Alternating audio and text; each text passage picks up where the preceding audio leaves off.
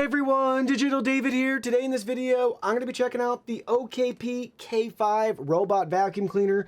I did receive this sample directly from OKP, but I want you to know that any opinion expressed in this video is strictly my own. That being said, if you're interested in this product or you want to find out more about it, the link to it will be in the video description. Here's a look at the retail box and packaging. Everything looks great. What you've probably come to expect from OKP products. These boxes all look very similar and they follow the same color scheme and branding. Now let's go ahead, let's open it up and see what's inside. Here are all the contents. First up, we have our product literature featuring our user guide and manual complete with a QR code and their customer service email address if you ever have any questions. 3 emails depending on the country that you're in. You'll also see safety information. We have what's included in here. Nice overview and introduction of the product. How to prepare and set everything up for cleaning. How to use the product. There's the OKP app download for iOS and Android devices. Maintenance and care instructions. We have troubleshooting, tech specs here, and warranty information. This does come with a 1-year warranty. You'll also see we have basically on our cardboard packaging material, we have a nice 6-step quick start guide. You'll find the included charger with OKP's branding on it. Looks really nice. There's a look at the bottom with our nice grip feet. We have our power supply and adapter. We have our brush and cleaning tool, detangling. We also have our extra filter. And you'll see we have our 4 side cleaning brushes. So 2 will be used and 2 will be spare for future replacement. And then lastly, we have the vacuum itself. Let's look at this in more detail. Looking at the vacuum from the top, you'll see our power button followed by the OKP branding, and we have a little raised lip here, so we can open that up to reveal the dustbin. We also have our on and off switch there. QR code too to download the OKP app. We can remove the dustbin, so you'll see they have a couple of tips for you there. Here's our filter, and then we can go ahead, we can open that up to easily empty and clean the bin as needed. Also, you'll be able to just gently pop out the filter to replace it and do some additional maintenance and cleaning. But there's a look at the dustbin. Simple, straightforward. I want to point out too, when you're looking inside with the bin removed, they have some troubleshooting information for you depending on the errors you may be receiving. It's nice that that's just right in there for you. So what does certain lights mean? That sort of thing. So 3 groups of 1 beep, you get the idea. So audio and visual cues with a nice code breaking everything down there for you. We can put that right back in place. And let's look at it from the side. Here's a peek at the back side. Moving away towards the front now. We have our sensors in there, but there's no navigational bumper. Just rubber on the front, so when it does make contact, it's not going to damage anything. Now we'll flip it over to the very bottom. You might notice right away we don't have a main brush roller, just the 2 side cleaning brushes. Just going to straight suction everything in. So it's going to sweep it into here and suck it up. Omnidirectional wheels, spring-loaded drive wheels, cliff sensors for us so it won't fall down your steps. We have charging contacts there. Left and right brush. So let's go ahead, let's put those on. Doesn't matter which one's which. Just line up the square and gently press in place. So there we go. We now have everything set up. Now let's charge it up and try it out.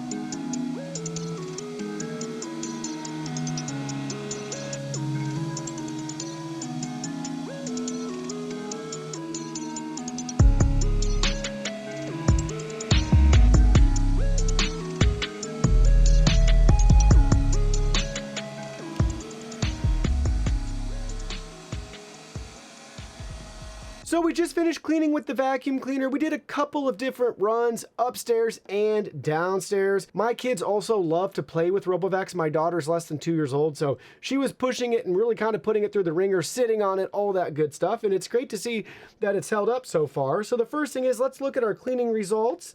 You'll see actual usage here from us. Let me tip it up to the side first. Look at how gross that is.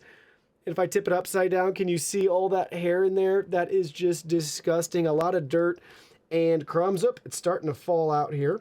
So let's see, can I gently open this to show you inside without, spilling it all? Hey, look at that. So really packed in there, but we still have plenty of room. So depending on your pets, kids, how dirty your house is, you'll have a couple of runs with this dustbin. It's fairly large. And it's good to see, even without a brush roller, we are still able to pick up some of that really fine dirt and pet hair. But I will let you know that typically on carpets, it's great to have the bristle brush. That will help agitate and get things up. This will excel and do better on hard floors and surfaces. But I thought we'd go ahead, let's look at the bottom too. So again, there's no brush roller to get tangled, but you will notice with our side cleaning brushes, that's why we still have the cleaning tool, because we have some carpet fibers and threads here from a shag rug, my wife and daughter's hairs right here. So you will have to still maintain this. Just be sure to flip it over every once in a while to clean and detangle as needed. Now let's look at the OKP app. You'll see we have it pulled up on our device. This is a free app available for iOS and Android users. We have our vacuum name, its connection status, its battery percentage. We have a nice image of it with our last cleaning time. Also, if we have any sort of schedule set up, you see we have that next subscribe task, more features, as well as a quick start cleaning or go back and return home and charge. Let's go ahead, let's tap that arrow. You'll see it'll take us into additional settings here. We can also get there by selecting the more features button. We have our cleaning time, cleaning area, current mode here. So do you want to clean everything in a row by row pattern? Do you want a random whole area clean? Do you want along the edges, so just the edges of your house it'll clean, or do you have a particular spot where you want it to go? That's what you can choose from. So fairly advanced. Then you'll see, next up we have our start clean and go back button again, followed by our different mode option. So we have 3 different modes: quiet, standard, or powerful. Pick and choose whatever one you need. Obviously, the quiet setting will give you better battery life than the most powerful. We can locate our robot. It will beep and chime. We can set our schedule right here. So hit the edit icon, or the plus icon, excuse me, and then we can choose hour, minute, working mode, suction setting, and which days of the week you want it to repeat. So very nice. We have remote control, so we can manually drive it, and from here we can initiate spot cleaning or return home and charge. We have robot upgrades if we need to upgrade the firmware.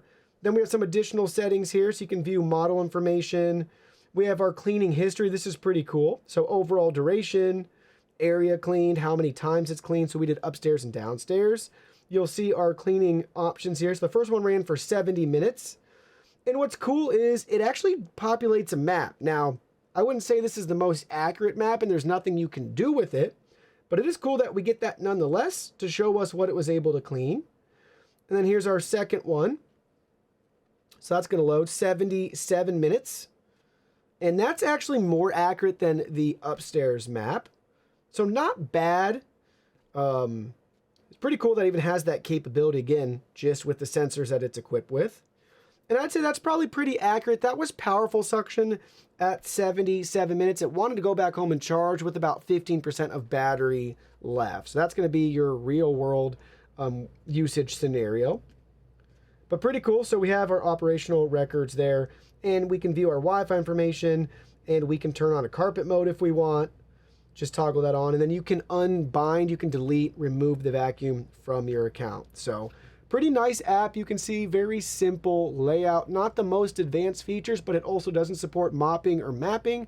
So there's really not much more you can expect out of an app like this. We've had the privilege of reviewing over 40 different robot vacuum cleaners, so we're going to compare the K5 not only to that average, we're also going to compare it to the brand average within OKP's own lineup. So we'll look at a couple different metrics here, and at the very end, you'll see how it all wraps together and everything makes sense. So first up, we have our max suction power here measured in PAs. We have a score for the K5 of 2,500. Typically, the higher the better, because you'll have a stronger sucking vacuum cleaner to give you a more deep and thorough clean. Doesn't always go hand in hand, but usually that's a good indicator, one of the few that we look at here to help relay how good of a job it's actually going to do cleaning. So 2,500 PA for this vacuum. Now keep in mind, without that brush roller, it's really relying on its suction power. So you'll see 2,500 here, a little bit lower than the average of 2,700 for OKP's brand lineup, and about 1,000 PAs lower than the average we've tested across 40 different units. Next, max CFM. This goes hand in hand with the previous stat. Same thing. That's what this is relying on. Basically, it's straight suction power. So 8.7 CFM, that's right in line with the brand average we've got from OKP, and actually above average across the board. But again, that is expected since we don't have a brush roller. A lot of times, let's talk about iRobot for a second, they would have a lower CFM score, but they have a dual brush roller system that more than compensates. It helps agitate and knock up a bunch of stuff that then the vacuum sucks up. So again, take it for what it is. Next, we have our deep cleaning score. This is where those first two scores actually show themselves in the real world. So we got a score of 65 out of 100 with our carpet deep cleaning test with the K5.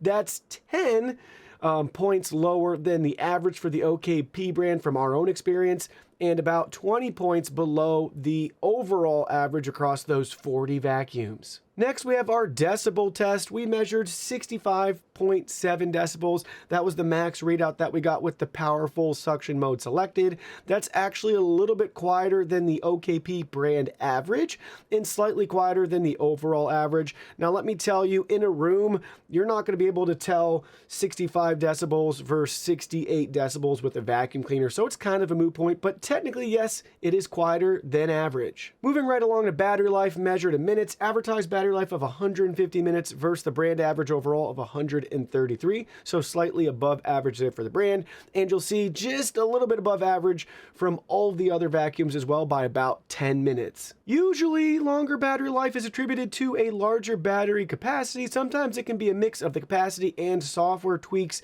and changes. So in this case, we only have a 2,000 milliamp hour battery. That's actually 600 milliamps below the average for OKP's lineup, yet somehow we're still outperforming that average. And then it's going to be substantially below the average overall. But again, this is including premium RoboVac. Some have up to 6,000 and beyond milliamp hour battery capacity. So just keep that in mind. What you see isn't necessarily what you'll get. And this is all based off of their claims of 150 minutes. That's going to be at the quietest setting in a perfect factory environment. So there's a way that they're able to maximize that for their benefit. In regards to height, the K5 comes in at 3.1 inches. That's slightly below the brand average. Usually that's going to be the same height for all their units, but they do have a couple now that are equipped with LiDAR that skews that average higher.